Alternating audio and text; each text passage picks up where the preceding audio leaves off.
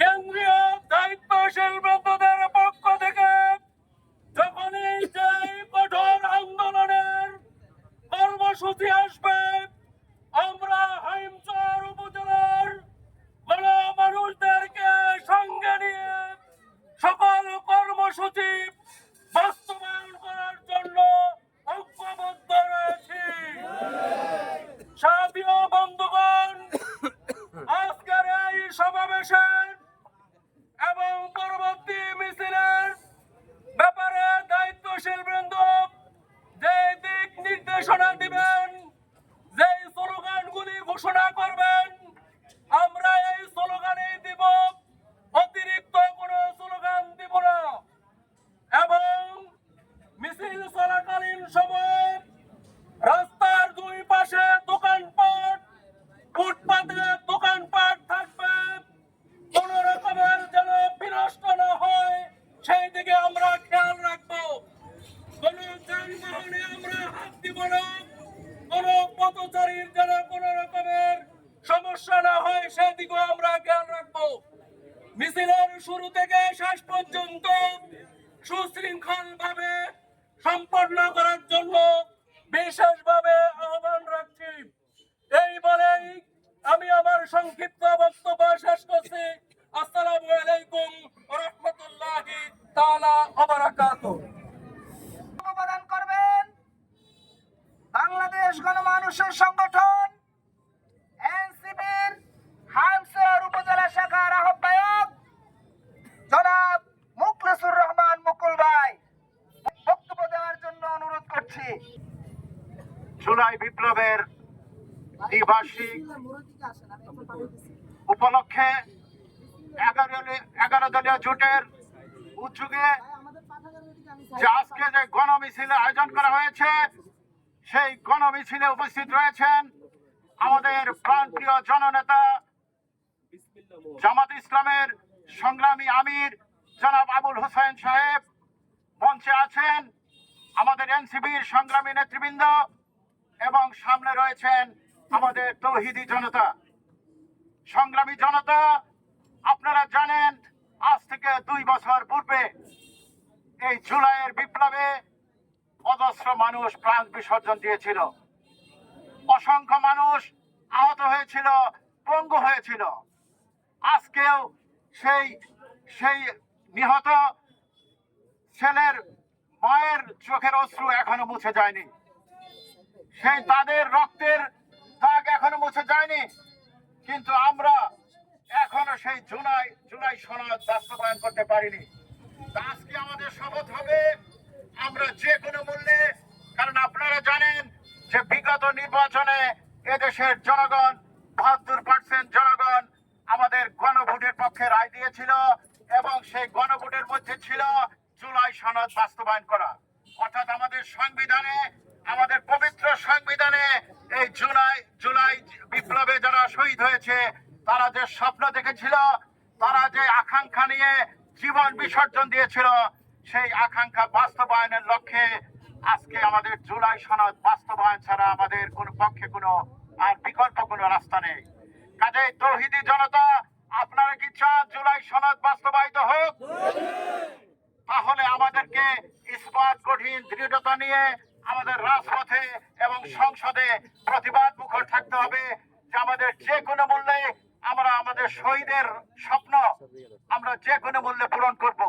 এবং শহীদরা যে উদ্দেশ্য আদর্শ নিয়ে আমাদের এই বুকের তাজা রক্ত দিয়ে তারা জীবন উৎসর্গ করেছে, তাদের সেই রক্তের সেই বদলা, সেই রক্তের সেই স্বপ্ন আমরা বাস্তবায়ন করে ইনশাআল্লাহ ঘরে ফিরবো।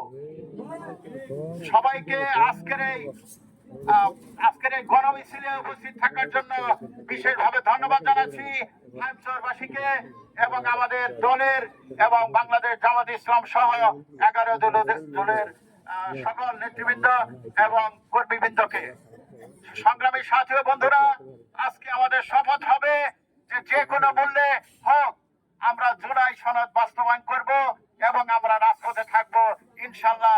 শহীদের রক্ত আমরা কখনো বৃথা যেতে দেব না এবং যারা শহীদ হয়েছে তাদের পরিবারকে অবশ্যই সরকারের কাছে আমাদের দাবি থাকবে যে সেই জুলাই শহীদ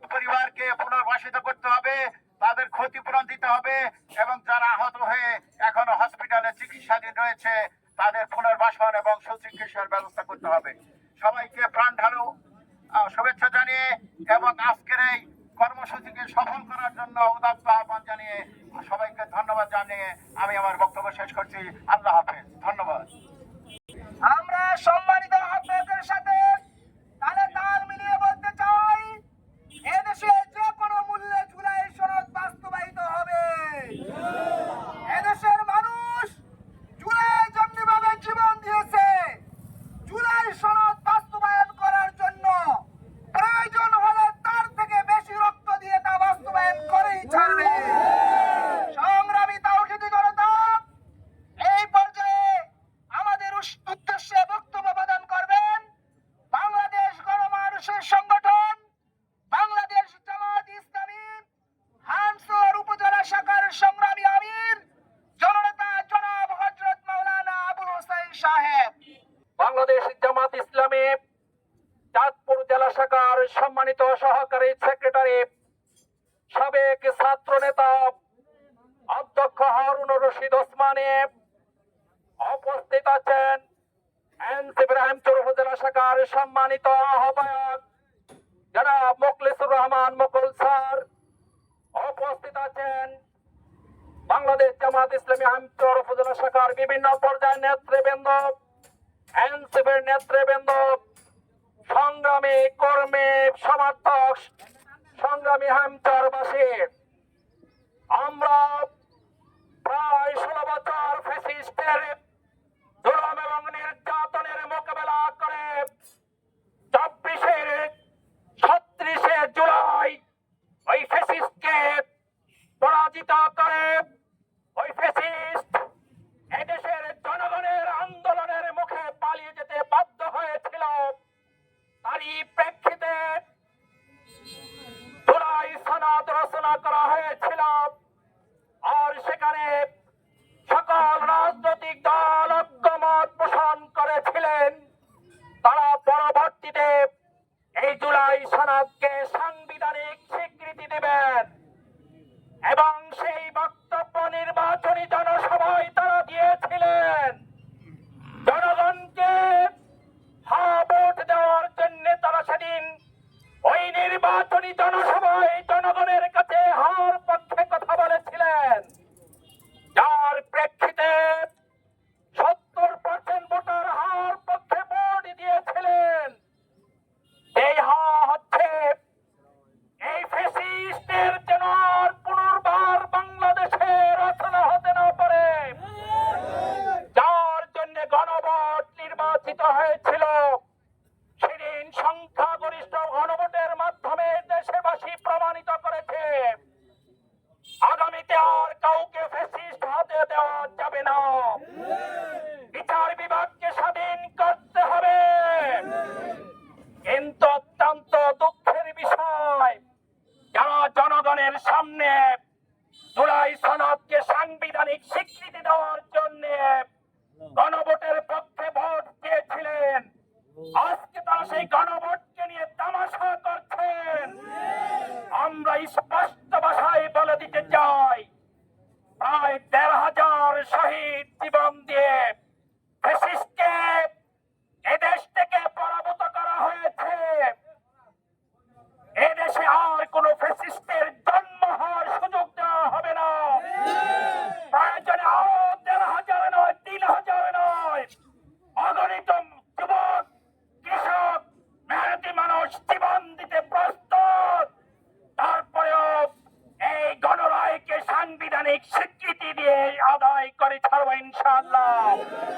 এই জন্য দেশের সকল পর্যায়ের জনগণকে আহ্বান জানাবো, আমরা যেন আর কোন ফ্যাসিস্টের পদধ্বনি শুনতে না পাই।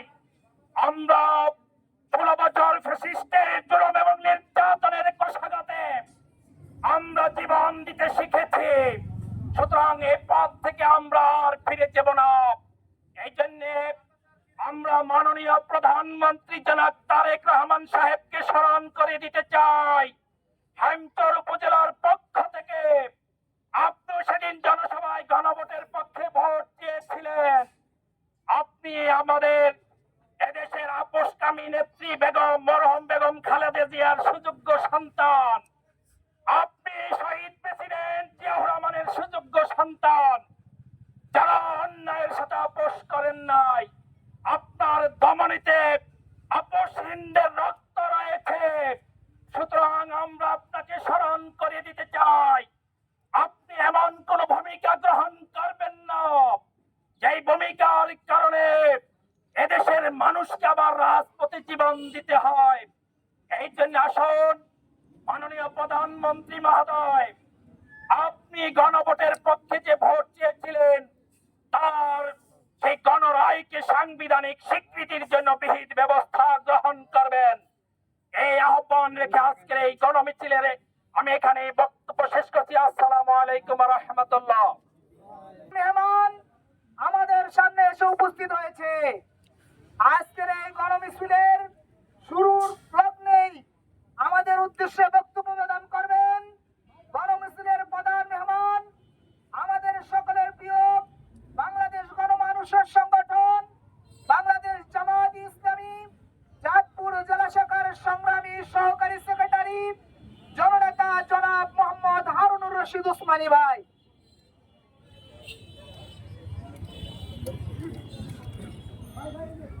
আউযু বিল্লাহি মিনাশ শাইতানির রাজীম। বিসমিল্লাহির রহমানির রহিম। 11 দল কর্তৃক আয়োজিত গণরায় বাস্তবায়নের দাবিতে দেশব্যাপী বিক্ষোভ গণমিছিলের কর্মসূচির অংশ হিসাবে আজকের অনুষ্ঠানের সম্মানিত সভাপতি হাইমচর উপজেলা জামাতের সংগ্রামী আমির জননেতা মাওলানা আবুল হোসেন সাহেব আজকের এই সমাবেশে উপস্থিত আছেন। বিশেষ অতিথি হিসাবে অংশগ্রহণ করেছেন এনসিবির সম্মানিত সভাপতি সহ জামাত ও এনসিবির নেতৃবৃন্দ, সম্মানিত সাংবাদিক বন্ধুগণ, সংগ্রামী হাইমচরবাসী, আসসালামু আলাইকুম ওয়া রাহমাতুল্লাহ। সম্মানিত এলাকাবাসী, আপনারা অবগত আছেন আমাদের এই প্রিয় মাতৃভূমি বাংলাদেশ স্বাধীন হয়েছে প্রায় 55টি বছর অতিবাহিত হচ্ছে। এই 55 বছরের মধ্যে 3টি দল এই বারবার এই দেশটিকে শাসন করে আসছে। আমরা লক্ষ্য করেছি এই 3টি দল যখন এই ক্ষমতা আসছে একের পর এক কিছু ফ্যাসিবাদী বৈশিষ্ট্য লালন করছে। বিরোধী দলে থাকা অবস্থায় কিছু আইন কালাকানুনের বিরুদ্ধে তারা রাজপথে আন্দোলন মিছিল মিটিং করছে। সরকারি দলে গেলে ওই আইনগুলো প্রয়োগ করে বিরোধী দলকে জনগণকে নিষ্পেষিত করছে। এই অবস্থায় চলতে গিয়ে এক পর্যায়ে ফ্যাসিস্ট হাসিনা ফ্যাসিস্টের সেই বৈশিষ্ট্যগুলোর ম্যাক্সিমাম গুলো ধারণ করেছেন, যার কারণে এই দেশে গণতন্ত্রকে ভুলুণ্ঠিত করেছেন। আয়নারঘর নির্মাণের মাধ্যমে হাজারো মা বোনের ইজ্জত লুণ্ঠন করেছেন, গণতন্ত্রকে হত্যা করেছেন, বিচার বিভাগের স্বাধীনতা ধূলিসাৎ করেছেন। এভাবে একটি গণতান্ত্রিক রাষ্ট্রের মৌলিক বৈশিষ্ট্যগুলোকে তছনছ করে দিয়েছেন। এই কারণেই 17 বছর ক্ষমতায় থাকার পরও এদেশে রাজনৈতিক দলগুলো তাদের অপকর্মের বিরুদ্ধে আন্দোলন করেছে, সংগ্রাম করেছে, আহত হয়েছে, জেল কেসে খেটেছে, ফাঁসির কাস্টে ঝুলেছে, কিন্তু তাদেরকে পরাভূত করতে পারে নাই। 24 জুলাই এদেশের ছাত্র জনতা, শ্রমিক, কৃষক, মেহনতি মানুষ সহ ঐক্যবদ্ধ হয়ে একই প্ল্যাটফর্মে এসে গোটা আন্দোলনের মাধ্যমেই এদেশে আরেকটি নতুন আন্দোলনের রূপরেখা তৈরি হয়। এই রূপরেখার মাধ্যমে এদেশে নতুন কিছু রাজনৈতিক দলে অভ্যুদয় ঘটে। ছাত্র জনতা জীবন দিয়ে একটি এই ফ্যাসিস্ট সরকারকে বিতাড়িত করে। বিতাড়িত করার পর এদেশের সংখ্যাগরিষ্ঠ রাজনৈতিক দলের নেতৃবৃন্দ সহ সরকার অন্তর্বর্তীকালীন সরকার বসে আগামী দিনে একটি রূপরেখা তৈরি করে। সেই রূপরেখাটির নাম ছিল সনদ, জুলাই সনদ নামে সেটা পরিচিত ছিল। সেই জুলাই সনদ সকল রাজনৈতিক দলের মতামতের ভিত্তিতে তৈরি করা হয়। বাংলাদেশ জামাত ইসলামী চেয়েছিল এই জুলাই সনদে আইনি স্বীকৃতির জন্য আগে গণভোট হবে, গণভোটের আগে জুলাই সনদ বাস্তবায়ন হবে, এরপরে জাতীয় নির্বাচনের মাধ্যমে যে দল সরকার ক্ষমতায় আসবে সেই জুলাই সনদের ভিত্তিতে রাষ্ট্র পরিচালনা করবে। ক্ষমতাসীন দল বলেছিল যে না, 2বার নির্বাচন করলে আমাদের দেশের অর্থনৈতিক দিক থেকে চাপ পড়বে, আমরা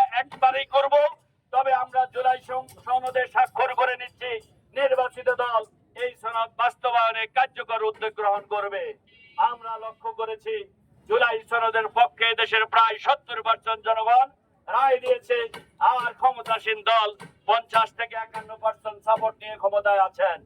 51% ক্ষমতার বলে তারা আজকে জুলাই সনদের যেই অংশটুকু ক্ষমতাকে পাকাপোক্ত করার জন্য প্রয়োজন, সেই অংশটুকুই তারা জাতীয় সংসদের অধিবেশনগুলোতে অন্তর্বর্তীকালীন সরকারের অর্ডিন্যান্স গুলো বাস্তবায়ন করছেন। আর যে অংশটুকু বেশিবাদ হওয়ার সুযোগ আছে, ক্ষমতাকে কুক্ষিগত করার সুযোগ আছে, সেই অংশটুকু তারা বিদ্যাঙ্গুলি প্রদর্শনের মাধ্যমে অ্যাভয়েড করেছেন। তারা 31 দফা দাবির মধ্যে, সনদের মধ্যে, রাষ্ট্র মেরামতের সনদের মধ্যে তারা উল্লেখ করেছেন প্রথম দফায় সংবিধান সংস্কার কমিটি করবেন। তারা সংবিধান সংশোধনের কথা সেখানে নেই, সংবিধান সংস্কারের কথা হয়েছে। আর সংস্কার আর সংশোধন নিয়ে সরকারি দল এই দেশের মানুষকে আবারও বোকা বানাতে চায়। সংশোধন হলো মৌলিক কিছু কাঠামোতে 2-1টি খুঁটিনাটি ধারা উপধারা সংশোধন, আর সংস্কার হলো সংবিধানের মৌলিক কাঠামোগত বিষয়, এটা হবে সংস্কার। সংস্কারের ব্যাপারেই জুলাই সনদে উল্লেখ করা হয়েছে, এবং তারাও রাষ্ট্র মেরামতের 31 দফার 1 নম্বর দফায় ছিল সংস্কারের কথা। আজকে তারা পার্লামেন্টে সংখ্যাগরিষ্ঠদের জোর দেখিয়ে তারা সংস্কার বুঝেন না, তারা বুঝেন সংশোধন। আমাদের সাবেক প্রধানমন্ত্রী খালেদা জিয়াও সংবিধান সংস্কারের কথা বলেছেন, সংশোধনের কথা বলেন নাই। এভাবে বিএনপির একাধিক বর্তমান মন্ত্রীও বিরোধী দলের নেতা থাকা অবস্থায় সংস্কারের কথা বলেছেন। আজকে ক্ষমতায় যাওয়ার পর তারা বিচার বিভাগের স্বাধীনতা ভুলে গেছেন। কারণ বাংলাদেশের বিচার কাঠামো এমন একটি নীতিতে প্রতিষ্ঠিত আছে, আইন কানুন বিচারক একই, ক্ষমতা পরিবর্তন হলে একজন বেকসুর খালাস পায়, আর ক্ষমতায় থাকলে আরেকজনের ফাঁসি হয়। একই অপরাধ, একই ঘটনা, একই ব্যবস্থা। আমরা লক্ষ্য করেছি এই বিচার বিভাগে ক্ষমতার নিরঙ্কুশ প্রভাব রয়েছে। এই জন্য জুলাই সনদে বলা হয়েছে বিচার বিভাগের নেতৃবৃন্দ যাদেরকে নিয়োগ করা হবে তারা হবে স্বাধীন, সার্বভৌম। তারা কোনো ক্ষমতায় কে আছে এটার বাদ বিচার করবে না, ন্যায় নীতি আইনের ভিত্তিতেই অপরাধীকে অপরাধী বলবে, নিরপরাধীকে বেকসুর খালাস দেবে। আমরা সেই প্রত্যয়ের জন্য জুলাই সনদ তৈরি করেছি। সরকার আজকে সেই স্বাধীনতাকে, বিচার বিভাগের নীতিকে মানতে চায় না। এরপরে দুর্নীতির ব্যাপারে বলা হয়েছে দুর্নীতি দমন কমিশন থাকবে স্বাধীন, সরকারি দল থেকে শুরু করে বিরোধী দল যে কোনো অপরাধীকে তারা শায়েস্তা করতে পারবে, স্বাধীনভাবে তাদের ব্যবস্থা নিতে পারবে। আজকে সরকার এই দুর্নীতি দমন কমিশনকে স্বাধীন রাখতে চায় না। আজকে এভাবে সরকারের বিভিন্ন ক্ষেত্রে সংবিধান সংস্কার কমিটির পরে আছে বিচার বিভাগের স্বাধীনতা, দুদক, গণমুখী, এই যে গুম খুন, আয়নাগার নির্মাণ, এই জাতীয় বিষয়গুলো যে আছে এগুলোর ব্যাপারেও আজকে আগেকার সরকার যে বিধিগুলো দেখিয়েছে, আজকে সেই বিধিগুলো অন্তর্বর্তীকালীন সরকার পরিবর্তন করে প্রস্তাবনা দিয়েছে। আজকে সেই প্রস্তাবনা পার্লামেন্টে কার্যকর হচ্ছে না। পার্লামেন্টকে পাশ কাটিয়ে এই বিষয়গুলোকে বাদ দিয়েই তারা তাদের প্রয়োজনীয় বিষয়গুলোকে কার্যকর করার চেষ্টা করছে। এরপরে স্বাধীন নির্বাচন কমিশনের কথা বলা হয়েছে। এই স্বাধীন নির্বাচন কমিশন যদি স্বাধীনভাবে কাজ করতে পারে তাহলে এই দেশে মানুষের ভোটাধিকার প্রয়োগ হবে। হাসিনা সরকার এই 17 বছর আমাদের ভোটাধিকার চিহ্নিত করে নিয়েছে। নির্বাচন কমিশনকে স্বাধীন না রাখার কারণেই আজকে বিএনপি সরকার ক্ষমতায় এসে নির্বাচন কমিশনের সদস্য সচিব নিয়োগ করেছেন এমন এক ব্যক্তিকে, যিনি তার দলীয় নির্বাচন পরিচালনা কমিটির সদস্য ছিলেন, এমন একজনকেই নির্বাচন কমিশনের সচিব নিয়োগ করেছেন। তাহলে এই নির্বাচনকে আগামী দিনে কেমন নির্বাচন তারা উপহার দিবেন এই কমিটি গঠনের মাধ্যমে আমরা স্পষ্টভাবে বুঝতে পারছি। সম্মানিত উপস্থিতি, আমরা গত 100 দিনের টিআইবি রিপোর্ট আমরা যা দেখতে পেলাম সেখানে বলা হয়েছে 605টি খুন হয়েছে, ছিনতাই হয়েছে 2240টি, নারী নির্যাতন 3496টি, অপহরণ হয়েছে 196টি, এবং মব কালচারের মাধ্যমে হত্যা করা হয়েছে 80 জনকে। তাহলে হাসিনা পেশিবাদী সরকার এই কাজগুলোর মাধ্যমে জনগণের আস্থা থেকে দূরে সরে গেছেন। আজকে এই সরকারের 100 দিনের কার্যক্রমে সেই জাতীয় ঘটনার সূচনা আমরা লক্ষ্য করছি। আমরা স্পষ্ট ভাষায় সরকারকে জানিয়ে দিতে চাই, হাসিনা বিশ্বের মধ্যে একজন পেশিবাদী রাষ্ট্রনায়ক হিসাবে জাতির সামনে আবির্ভূত হয়েছে। আমরা বিএনপি কে সেই পেশিবাদী রাষ্ট্রনায়ক হিসাবে তারেক জিয়াকে আমরা আবির্ভূত হতে দিতে চাই। এজন্য আসুন জনগণের মতামত নিয়ে যে গণ সংবিধান তৈরির জন্য যে জুলাই সনদ তৈরি হয়েছে, এই জুলাই সনদ বাস্তবায়নের জন্য ৭১% জনগণের রায় বাস্তবায়নের জন্য আমরা হাইমচরবাসীকে ঐক্যবদ্ধ করে রাজপথকে সক্রিয় রাখবো এবং এই জুলাই সনদ বাস্তবায়ন না হওয়া পর্যন্ত আমরা রাজপথ ছাড়বো না। এই কথার সাথে কি আমরা একমত? আজকে আমরা কেন্দ্রীয় নেতৃবৃন্দ দ্বারা এইভাবে যে কর্মসূচি দেবে, সেই কর্মসূচি বাস্তবায়নে আমরা ঐক্যবদ্ধভাবে ময়দানে নামবো। আমাদের প্রিয় মাতৃভূমি বাংলাদেশকে এগিয়ে নেব। নেতৃবৃন্দ এখন যেদিকে যাবে সেই দিকে আপনারা নেতৃবৃন্দের সাথে মিছিলে অগ্রসর হবেন। সবাইকে ধন্যবাদ। আসসালামু আলাইকুম।